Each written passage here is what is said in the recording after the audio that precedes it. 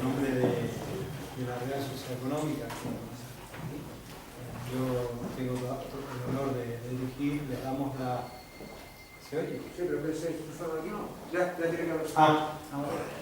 Digo, les damos la bienvenida esta tarde en un acto, bueno, pues yo creo muy interesante, un acto que, bueno, es cultura, es historia, es difícil, ¿no? Cuando ya las disciplinas empiezan a interrelacionar, ¿no? Y además es la evolución precisamente que se está siguiendo en todas las investigaciones, es decir, la interrelación de disciplinas, ¿no? Yo creo que eso es un proceso en el que vamos a ir ahondando cada vez más, porque está visto que el futuro está por ahí. Y eso nos obliga, le lanzo, aprovecho así en público para comprometer al presidente del Instituto de Estudios Canarios, eso nos obliga a las instituciones a también a nosotros colaborar cada vez más. Y esto se lo lanzo a él y me lo lanzo a mí mismo, ¿no? Yo creo que no tenemos otro camino, lo sabe perfectamente el presidente de la Asociación Tu Santa Cruz que está aquí, don Jesús. Es decir, yo no veo otra opción que todas las instituciones, sin que ninguna de ellas pierda su personalidad, pero que sí necesitamos interrelacionar y buscar espacios comunes como es este que nos trae hoy. Yo no quisiera alargar más mi intervención, lo único agradecerle de verdad, porque creo que estamos haciendo con este acto algo en lo que yo creo que es la colaboración entre todos. Yo le paso la palabra a don Agustín Pacheco.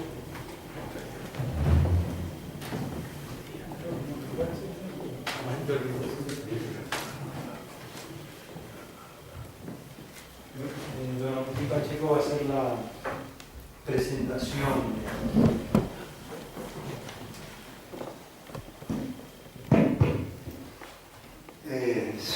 Buenas tardes a todos, señor presidente de la Real Sociedad Económica de Amigos del País de Tenerife, representado y otra vez lo reitero, público en general. Lo que he escrito he titulado el ensayo El reto de escribir, que creo que esencialmente escribir, ensayo, tiene un componente diferente al hecho de escribir ficción. En el ensayo están las hipótesis anticipadas, otras a verificar, propuestas, opinión. El antiquísimo oficio de escribir es reto cuando las personas proponen tesis o exponen ideas que pueden resultar susceptibles de ser rebatidas. De ahí una personal consideración en cuanto a calificar al género del ensayo como un acto radicalmente distante de la falta de osadía. Proponer tesis o exponer ideas es evidentemente un acto de valentía intelectual. El libro El ensayo en la literatura canaria y presente socioliterario, obra de la hechura del ensayista, abogado y escritor José María Lizundia Samayoa, que no se inscribe en el facilismo creativo y tampoco en la superficialidad. Un texto de 123 páginas, abarcando 20 sólidos capítulos. Lizundia Samayoa, curtido en el debate, la teoría y la praxis venida del pensamiento y verosímiles en ser traducidas a la realidad, respectivamente, vamos a ver, hay algunas cosas tachadas y cosas incorporadas.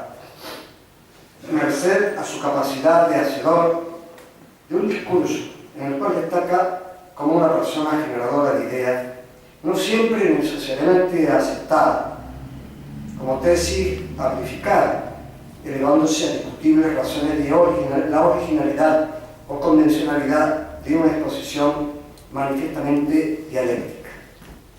Se percibe en su obra un rotundo agradecimiento a poeta y prosista de la literatura canaria, parte de un claro homenaje a Miguel de Unamuno en torno a la posibilidad de, en torno al casticismo, pudo haber sido el primer ensayo español. Eran palabras del escritor vasco John Julisti. Incluso su libro de Fuerteventura, París, referida a la condición del islero. Isundia Samayoa lo engarza en las inmediaciones de creadores de la talla de Alonso Quesada, los hermanos Millares Cuba, Fray Lesco, Domingo Rivero, Sánchez Robaina, incidiendo en Ángel Balbuena, Prat y Eugenio Padorno, con, entre comillas, de Fuerteventura a París, Unamuno no descubre esa isla, sino que la crea. Itálico resuena en el poeta Pedro García Cabrera, quien en su ensayo El hombre en función del paisaje hegemoniza específicas ascendencias y correspondientes asunciones por parte del ser insular. Es el mismo Isundia Samayoa quien, aludiendo a García Cabrera, destaca: nuestro hombre, Pedro García Cabrera, era el que lo decía el autor, parece contraponer la tierra isla al mar y se decanta por este, ya que simboliza la libertad, lo revolucionario, lo solo igual a sí mismo frente al campo, que es el arraigo, lo conservado, repetido. A continuación introduce una leve matización, una leve pero importante matización. La atracción del mar no tiene por qué estar en el horizonte, sino en lo que aguarda tras él, en el objeto o destino. Efectivamente, pero si en la poesía canaria se canta al mar, no va a ser igual en el cuento o la novela, salvo contadas excepciones. Mas el cántico al mar ha sido efectuado por los poetas, tal vez de una manera abstracta, como quien en cierta manera canta al líquido amniótico, pero no canta a la criatura. Esto es, el mar se reduce a la orilla, o también, acordemos una determinada orilla, o también el más allá, pero no así el itinerario. Para muchas personas es el archipiélago canario quien ha sido secuestrado por el mar. Evidentemente no se trata de capitalizar el hecho de refutar a quienes parecen rendir culto al islocentrismo, cierta reverencia neopanteísta, homenajear a la naturaleza, ser hipnotizado medioambientalmente o arribar a espacios edénicos ubicados más allá de un horizonte que ambiciona distanciarse cuando las personas desean aproximarse a él. Tal vez el paisaje ha sido derrocado por una realidad socioeconómica harto diferente, la misma que, descomponiendo corrientes migratorias campo-ciudad, ha generado múltiples y complejos desarraigos e incorporado déficits identitarios en la sociedad, siendo el mito destronado por una sociedad urbana que, en línea general, incorpora descreimiento, desnorta, habida cuenta además, entre comillas, que no será por la historia sino por la geografía como se llegará al corazón del insular. Esto es, al parecer, la historia de la que son protagonistas personas, clases sociales y procesos económicos enteramente supeditados a la geografía, que invitaría posteriores y largos debates, invitaciones que podrían acogerse a lo escrito por el autor del libro. La geografía deja casi todo fuera: política, derecho, sociología, historia. Por supuesto que, en cierta manera, el autor del ensayo parece girar en torno a la Gaceta del Arte, por ejemplo, y lo consolida con lo expuesto por Manzoni, cuyo abuelo, si mal no recuerdo, es César de Beccaria. Por otra parte, quepa incidir en las palabras de Francisco Aguilar y Paz a la periodista Olga Álvarez, hija de Álvarez Cruz. La isla es historia y nace en la historia. Quedan contrapuestos pues. Cabe asumir con esencial reparo en el terreno jurídico, en lo político, ideológico. Respecto a Pedro García Cabrera, ya que si en el primero prevalece una marítima concepción estratégica, en el segundo predomina el panteísmo. El autor de este libro desgrana y lo hace con maestría selectiva al destacado Eduardo Westergaard y su criterio transinsular, el irrefutable valor insobornable de Jorge Rodríguez Padrón, un magnífico ensayista, citando la carta que Francisco Aguilar y Paz dirigiera al socialista humanista Domingo Pérez Muñiz. El mismo Domingo Pérez Muñiz, Domingo López Torres, Ramón Feria, Luis Alemán, Juan Manuel Trujillo, Andrés de Lorenzo Cáceres, Blas Cabrera Felipe, Carlos Pinto Rote, María Rosa Alonso, hasta situar al escritor Juan García Ramos, buen ensayista, en un contexto muy cercano a nosotros. No obstante, y a título de opinión, existe un reto.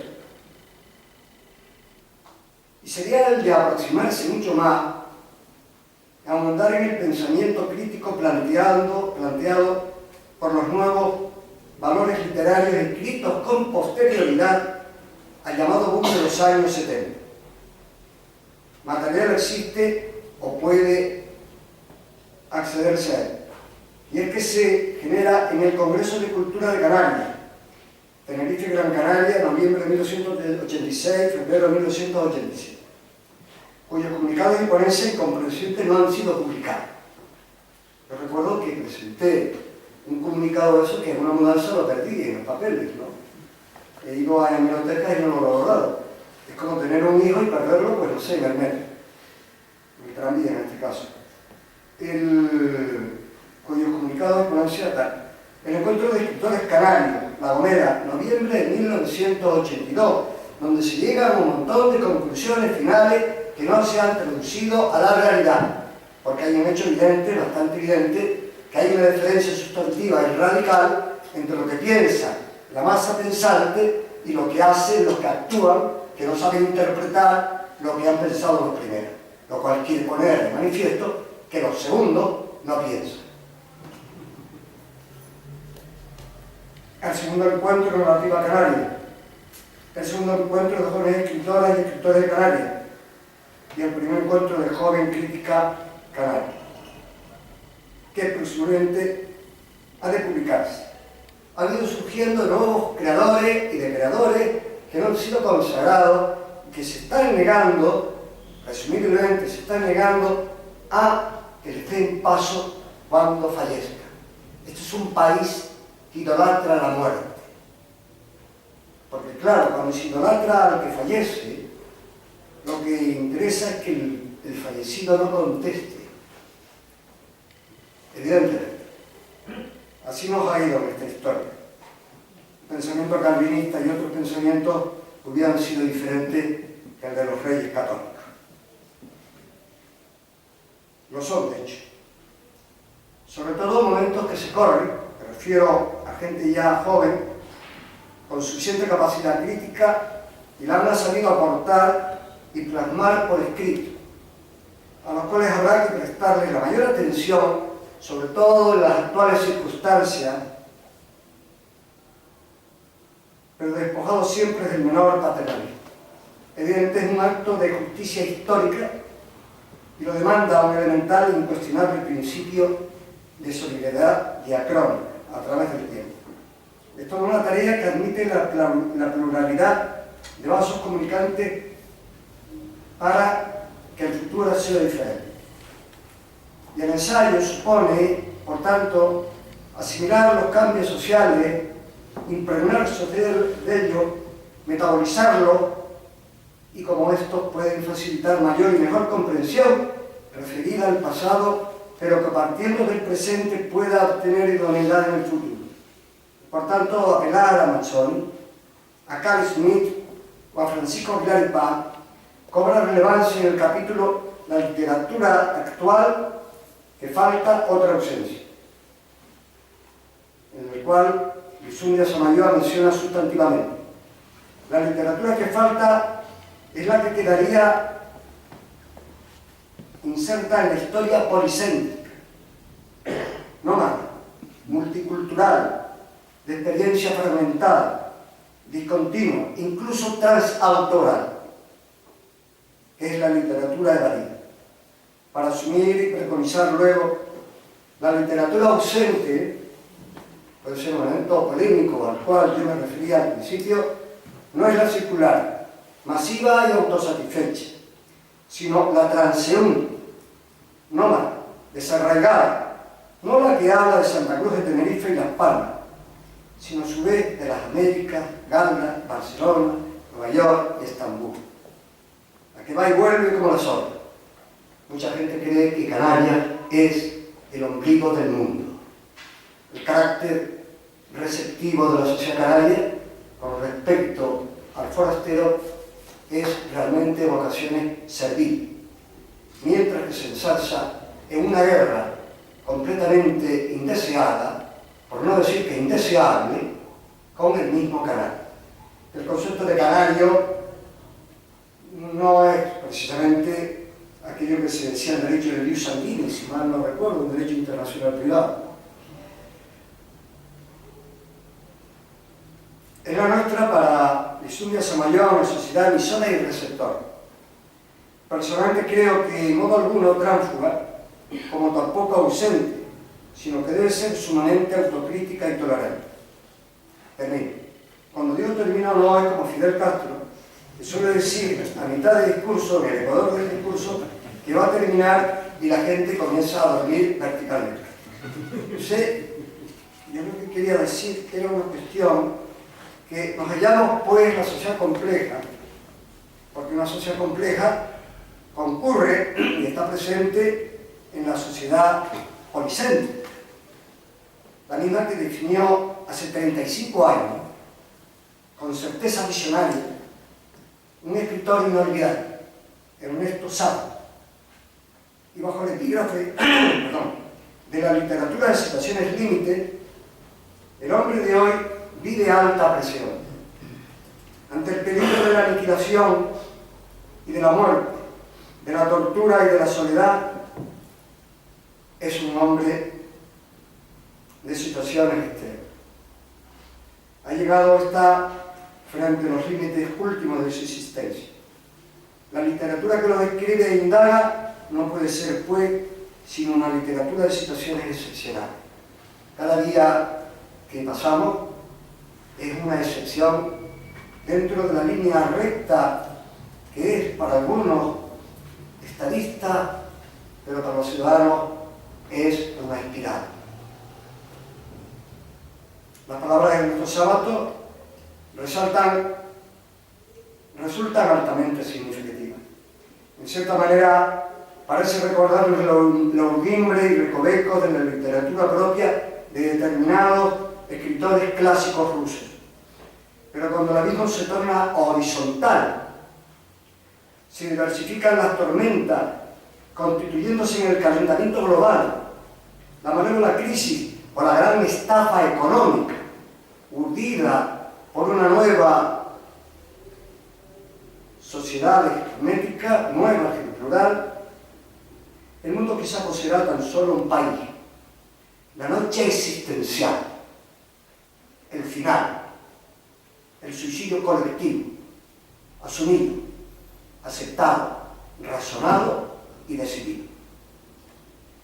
El irrefutable hecho de la globalización ha ido arriando paulatina, abruptamente las enseñas nacionales, y hombres y mujeres aspiran a leer libros para evitar quedar dormidos, o sea, leer para dotarse de cierta luz indagadora que ansía la libertad y la justicia, es decir, el compromiso, la solidaridad y el apoyo mutuo.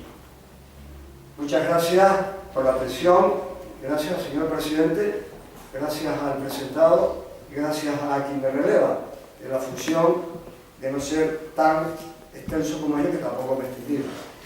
Vale, gracias.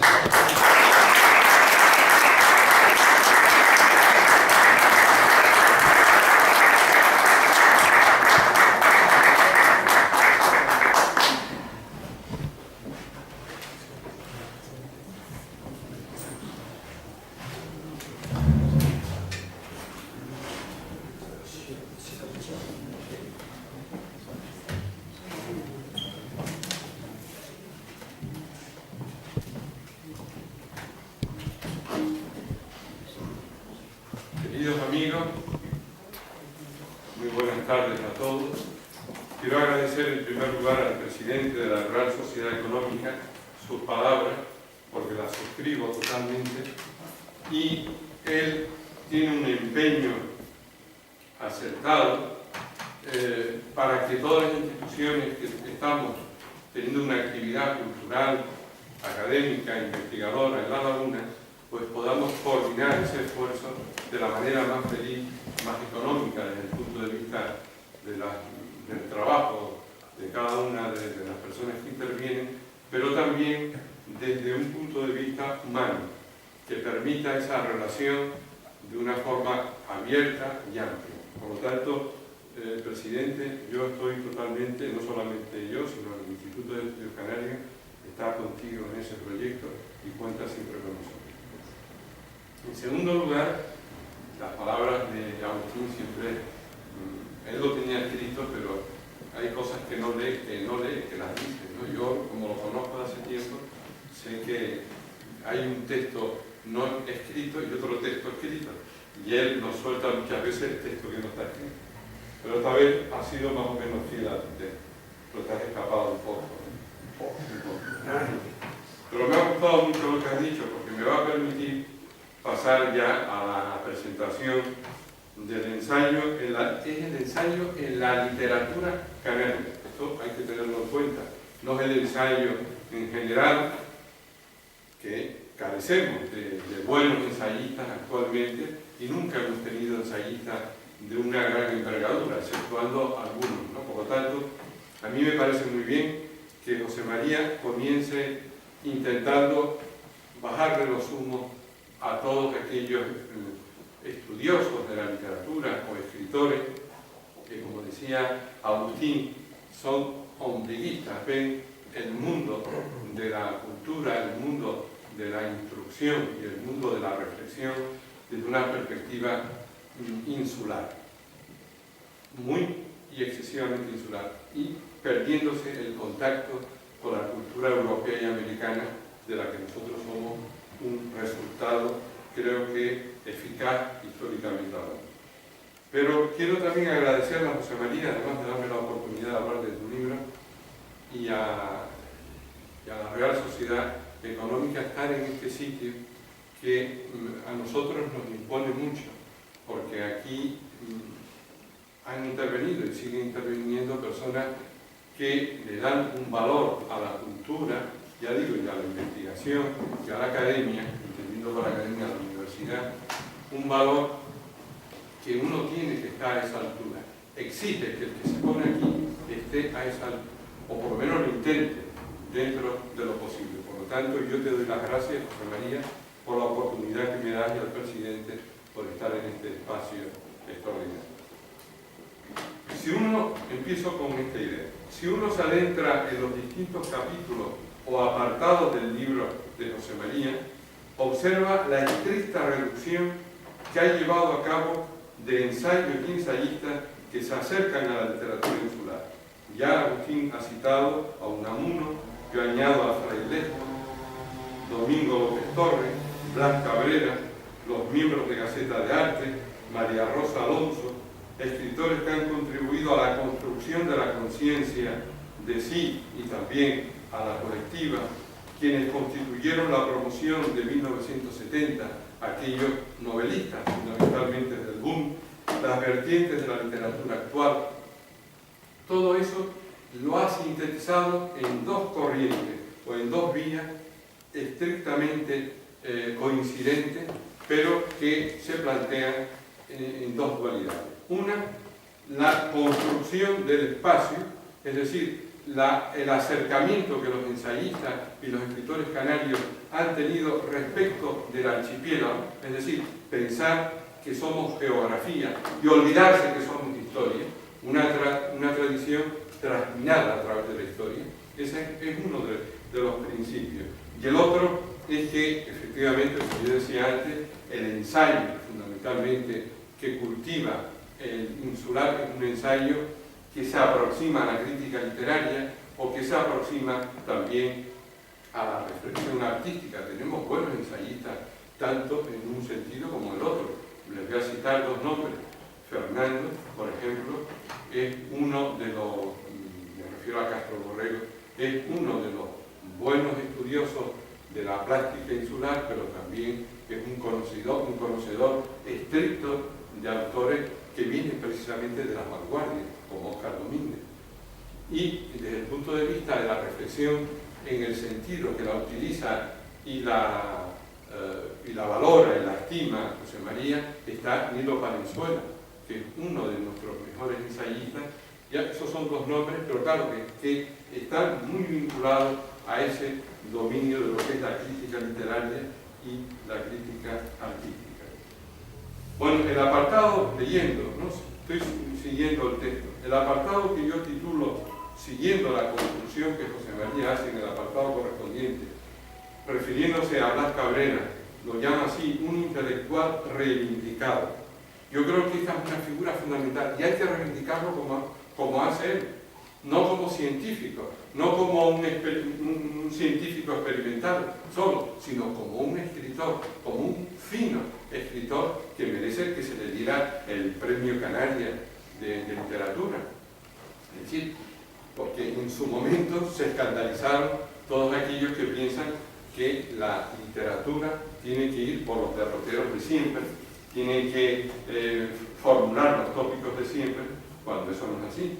Por eso es interesante que él incorpore en esta nómina de aquellos ensayistas que se preocupan no solamente de describir los textos o describir las experiencias literarias, sino de entrar desde un punto de vista crítico en lo que es el pensamiento. Es decir, hay una enorme cantidad de autores que se han olvidado del pensamiento, de darse cuenta que para poder avanzar en la reflexión de lo insular o de cualquier aspecto de tipo histórico, si dejamos el pensamiento a un lado, el pensamiento contemporáneo a un lado, y el antiguo y el clásico también, nos perdemos. Por lo tanto, una forma de guiarse son estas alarmas. Domingo Pérez Mení le llamaría timbres de alarma, ¿no?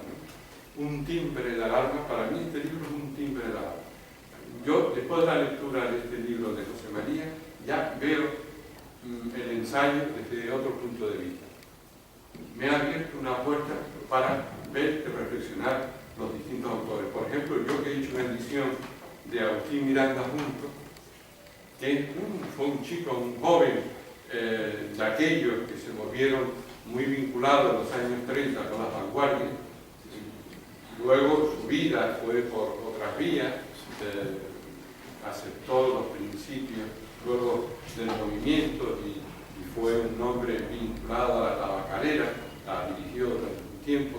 En Guinea también estuvo, escribió unas cartas del periodo suyo como representante de España en Guinea. Un hombre muy vinculado, como le pasó a Francisco Aguiar y Paz, muy vinculado al régimen, ¿no?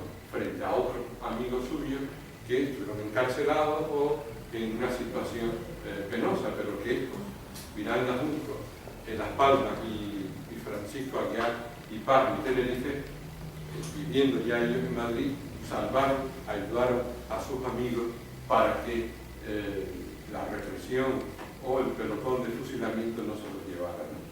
Por lo tanto, recordar la colaboración de Blas Cabrera en la revista Orteguiana, en la revista de Occidente, recordar a Pedro Perdomo Acedo también y a Agustín Miranda Junco, me parece que es también necesario recordarlo en estos momentos y con esta perspectiva que seguramente José María esclarecerá mejor cuando intervenga. Otro de los aspectos que a mí me llama mucho, me llama la atención, lo siento por caer en el tópico, pero en fin, viene precisamente de ese absurdo mimetismo en aceptar que la literatura tiene que discurrir por principios, por modelos, por cánones fijos, cuando la literatura a lo largo de la historia, ya no hablemos de la época clásica, hablemos de nuestro periodo clásico español, desde Cervantes para acá, precisamente es la historia de una ruptura, y no digamos la novela francesa o la novela rusa, a la que hacía antes referencia también Agustín. Por lo tanto, estos personajes son convenientes que los tengamos en cuenta. Yo he hecho algunas observaciones que no son importantes, lo digo desde ahora, pero que me han surgido en el curso de la lectura. Por ejemplo, el tratamiento que da Domingo Pérez Muñiz, José María, para situarlo precisamente en ese centro que hablábamos antes, yo lo hubiera tratado quizás de otra manera. Para mí, Domingo Pérez Muñiz es un personaje que me cae bien, porque fue un hombre que luchó en contra de cualquier principio fundamentalista. Fue un hombre que lo relativizó todo, pero que con una aparente actitud risueña, irónica, escondía precisamente un sentido muy importante. Yo creo que Domingo Pérez Muñiz y María Rosa Alonso coinciden en ese principio de tener un fondo serio, profundo, hondo desde el punto de vista del pensamiento, pero que la formalización de eso, en un caso, en el Domingo Pérez Muñiz, es más, vamos a decirlo así, atravilaria, y la de María Rosa Alonso es más consecuente con su formación académica. Y pongo un ejemplo. En un artículo del día, Domingo Pérez Muñiz se le ocurrió decir que la Torre de la Concepción era románica. Inmediatamente le contestó María Rosa Alonso diciendo que si no había leído nunca Historia del Arte, que eso no era así, ¿no? Cuando Domingo lo que quería era manejar, dentro del ensayo, manejarse al estilo anglosajón, o menos, como los franceses, sobre todo como los anglosajones, con una cierta libertad en las denominaciones, en los talantes, aunque aceptando, ¿no?, los principios. Pero bueno, pero me parece muy bien que yo pueda leer lo que se dice de Domingo Pérez Muñiz desde esta perspectiva, porque ya digo, la acepto, aunque la matizo. Otra cuestión que me parece curiosa, a la parte interesante, es comparar la revista de Occidente con Gaceta de Arte. Esa comparación que tú haces, que es interesantísima, porque por el contraste ese uno se le ilumina una serie de cosas que no tenía en cuenta. Pero me hace gracia porque a mí nunca se me hubiera ocurrido compararlo. La revista de Occidente está ahí arriba intelectualmente, como aportación no solamente en el campo del pensamiento y de la estética, sino también desde el punto de vista dramático, teatral. El teatro de aquella época, la renovación teatral de aquella época, no se podía entender sin la revista de Occidente. Y la Gaceta de Arte, aunque sea un instrumento importantísimo desde el punto de vista del arte, ¿no?, y de la arquitectura y de la reflexión sobre todos esos fenómenos, también hay que decir otra cosa, abro un paréntesis. Domingo Pérez Muñiz se encargó en Gaceta de Arte de hacer la crítica más corrosiva que se le ha hecho a Lope de Vega nunca, en defensa de Calderón. Recuerden que la generación del 27 se llama así porque se reúnen en el Ateneo de Sevilla una serie de jóvenes escritores, poetas y algunos profesores, y lo que hacen es entronizar a Góngora frente a otros poetas clásicos españoles. En ese centenario, pues bien, paralelamente se hace lo mismo con Calderón de la Barca desde el punto de vista teatral, frente a Lope. Calderón es el Shakespeare español, es el gran dramaturgo que es capaz de entrar en los caracteres de los personajes, frente a Lope, que arrasa con todo, es capaz de hacer una obra de teatro en un día, magnífica, pero claro, no tiene la intensidad dramática de Calderón. En cuanto a María Rosa Alonso, José María nos dice que fue una voz solitaria. Yo creo que sí. María Rosa Alonso estuvo en los años 30, como sabemos, en la Universidad Central de Madrid, estuvo vinculada a todos los grupos filosóficos y poéticos de la época, asistía dentro de la regularidad de sus clases, asistía también como oyente a filósofos que nos señalan muy bien aquí, José María, es decir, está muy vinculada a todo ese fenómeno intelectual, es una mujer formada, pero de pronto, cuando va a intentar terminar ya la carrera, en ese verano del 36, se tiene que venir para acá, y ahí se interrumpe toda su vida académica, y hay que esperar otra vez después de la guerra, y una situación muy delicada. Ella que era una mujer, una formación histórica y filológica muy importante, sin embargo, tuvo que aguantarse y no se le permitió examinarse, no se le permitió ser funcionaria del Estado. ¿Por qué? Porque era hermana e hija de republicanos, entonces estaba marcada, y para poder comer se dedicaba a lavarle la ropa a la gente de la República, aquellos que la podían pagar. Es decir, que tuvo una vida muy sufrida. Lo que pasa es que fue una mujer combativa. Era la que hacía el encarte de la revista de historia de la Universidad de La Laguna. Con seudónimo y sin seudónimo, todas las críticas de sus amigos, de Domingo Pérez Viní, de Pedro García Cabrera, de Metelio Gutiérrez Albelo, de todos ellos, la hacía ella, sola.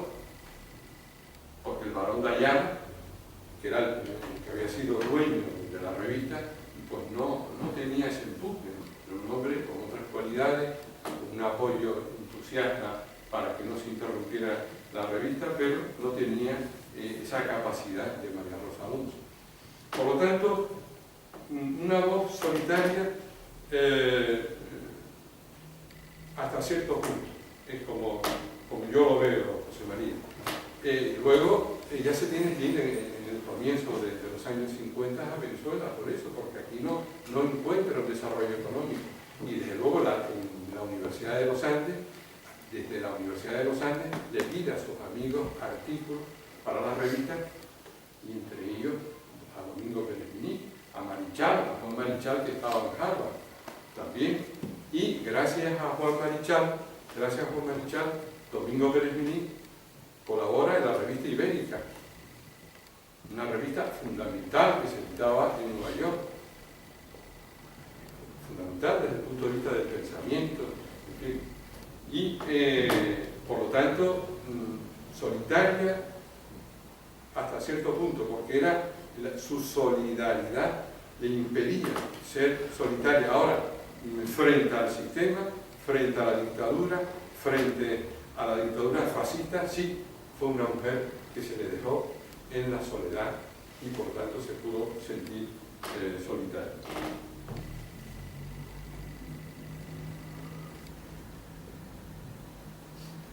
No quiero alargarme mucho, pero simplemente defiende José María que en el ensayo no basta la discrepancia, hay que refutar, combatir con ella. Yo creo que María Rosa Alonso, Frailesco, son de esa raigambre, tú lo señalas mejor de lo que lo estoy diciendo yo. Efectivamente, María Rosa Alonso, yo creo que prácticamente la hemos conocido todos, ella decía que para hablar en público había que hablar de pie, alto y claro.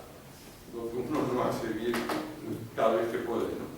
Sino las intervenciones a veces surgen de una manera o de otra. Pero lo importante de María Rosa Alonso es precisamente que representa el continuum de la tradición, que lo señala muy bien José María. Es decir, María Rosa Alonso está inserta en la tradición española y europea, y cuando viaja por ahí toma nota, y esas notas no las pone en el periódico, porque no es el mejor periodo de María Rosa Alonso los años 60 y 70, sino los anteriores, sobre todo los años 30 y 40, es el periodo, digamos, más interesante de María Rosa, precisamente porque tiene ¿no? esa confrontación. Pero lo que sí es interesante tener en cuenta que María Rosa Alonso, junto con otros críticos insulares, por ejemplo Francisco Aguiar y Paz, Pepe Arocena, que tú lo dices muy bien, prácticamente ágrafo, ¿no? Era un personaje muy interesante, intelectualmente quizás el más poderoso de todos esos jóvenes de los años 30, en fin, además de su profesión como abogado brillante, todos estos personajes, yo los llamo los personajes porque son realmente personajes, creían en sus maestros, creyeron, unos más, otros menos, en Unamuno, desde luego en Ortega, en muchos estudiosos y pensadores europeos, en fin, estaban totalmente insertos en esa tradición contemporánea o de crisis de la contemporaneidad. Sin embargo, no ocurría así con el grupo de esos otros jóvenes iconoclastas que realmente no tenían una formación académica suficiente, sino tenían una gran intuición. Eduardo Westerdal tenía una intuición extraordinaria y fue un hombre que se vinculó con todo el movimiento vanguardista europeo y lo hizo con relativa facilidad, algo que no se hacía en la península con esa misma facilidad si exceptuamos a unos cuantos, ¿no? Por lo tanto, claro que Domingo Pérez Muñiz, al principio, en los años 30, sobre todo en el periodo de Gaceta de Arte del 32 al 36, afirma que no tienen maestro. Pero luego, en el año 75, cuando vemos la facción surrealista, ¿no? Ese donde nos enseña a todos nosotros qué fue Gaceta de Arte, no fuimos nosotros quienes dimos con Gaceta de Arte, fue porque Eduardo no quería hablar de Gaceta de Arte. Yo recuerdo en los años 60 ser un alumno de la facultad, reunirme con Fernando González Delgado, con Juan Cruz en casa de Eduardo Westerdal, la Rambla, en Santa Cruz, y él no quería hablar de eso. La única persona que había tomado nota y que tenía ese diario de lo que había sido Gaceta de Arte fue Domingo Pérez Muñiz. De hecho, cuando se reimprime otra vez, o se reedita, porque cambian los prólogos, quien es el encargado de establecer todos esos criterios es Domingo Pérez Muñiz. Domingo Pérez Muñiz es el fedatario, aunque Eduardo Westerdal, lógicamente, también interviniera en ese proceso, pero no tenía muchas ganas de contarnos la historia de Gaceta, estaba harto, ¿no? Él quería más hablar de los pintores vanguardistas de los años 50, 60, 70, 80, no solamente de nuestro arte aquí, sino también en fin, de todos los pintores españoles del grupo del Paso, los catalanes, en fin, eso era lo que realmente a él interesaba, o ocuparse de pintores como Manolo Padorno, en fin, Manolo no, perdona, digo bien, Manolo Padorno. Sí. Se me cruza los Padornos, como son, ¿vale? Bien, no quiero seguir, ya ven que yo defiendo este trabajo, esta doble tesis que plantea aquí José María, pero simplemente me gustaría concluir diciendo que vamos a ver si a partir de estas reflexiones de José María nos ponemos todos un poco a pensar en esta clave, a darle un sentido más hondo y más profundo a los materiales ensayísticos que estamos manejando en estos momentos o que hemos manejado en el pasado. Tenemos que tener en cuenta que el ensayo en Canarias no viene del siglo XX solo, sino que lo que pasa es que el ensayo contemporáneo, en el sentido que en España lo podemos entender en Don Miguel de Unamuno, hay que mirarlo desde otro punto de vista, histórico me refiero, pero sí tenemos que decir que, por ejemplo, José María Pinto de la Rosa fue un prologuista de Galdós fue uno de los ensayistas más interesantes que hemos tenido nosotros en Canarias nunca, sobre todo quien inicia el juicio crítico desde el punto de vista del ensayo sobre la poesía canaria en el siglo XIX es este autor, ¿no? Que es un familiar de Carlos Pinto Orote, que tú también lo citas como... Pues nada, yo únicamente que me pongo en la cola para seguir, a ver si siguen apareciendo libros como el de José María. Muchas gracias.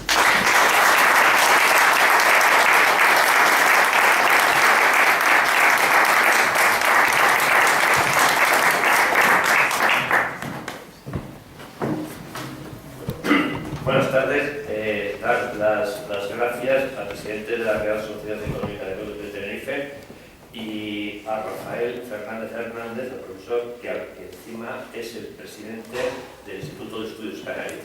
Es decir, las máximas instituciones culturales de al menos Tenerife y probablemente también o casi de todo Canarias. Si hacen un ensayo sobre el ensayo de Canarias y poder hacerlo en este lugar y con estos avalistas, pues es y aparte amigo Enrique, es un enorme placer y seguramente nunca me vea en una situación como la de ahora. La idea del ensayo que comenzó, siempre hay una... Bueno, en primer lugar tengo que decir que yo no conozco la literatura canaria en profundidad. Es decir, he leído mucho en muy poco tiempo, eso sí. Entonces, no tengo la espesura, la profundidad, conocimientos que pueden tener los académicos de la literatura, pero sí creo que no soy malo en el aspecto crítico, es decir, que, no sé, seguramente deficiencias de personalidad tiene alguna vez algunas ventajas y es, pues, alguna vez tener visiones, puntos de vista que pueden ser más o menos atinadas o que son muy atinadas después de lo que acabamos de escuchar y que para mí tienen un crédito máximo. Es decir, me siento muy reconfortado por las palabras de Rafael y también por las de Enrique.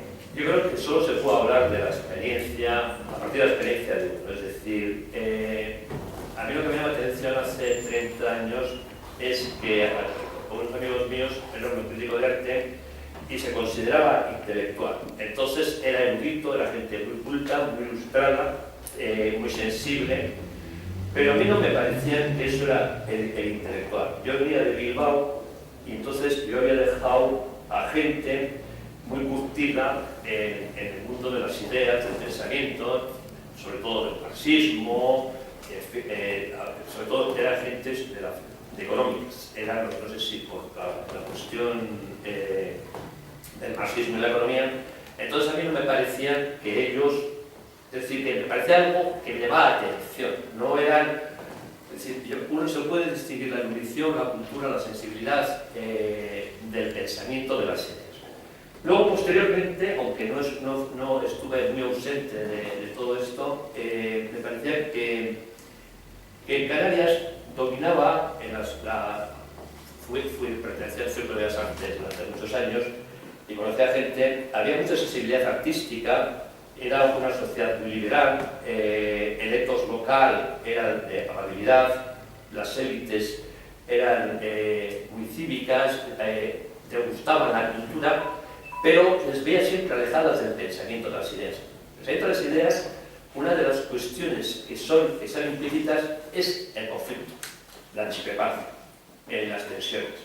Entonces, yo creo que, como ya llevo muchos años aquí, que generalmente, que en general los canarios tratan de eludir eso, están por reformas, por el civismo, por la concertación, y entonces eso creía que iba un poco en detrimento de todo lo que acompaña al mundo de las ideas, de la reflexión y del debate público. No es casualidad que, leyendo un libro de John Faristi sobre Unamuno, aparece el vínculo, dice, sobre el ensayo que Unamuno, al parecer, inaugura con el libro, no me acuerdo ahora cuál es, que es una recopilación de artículos de prensa y que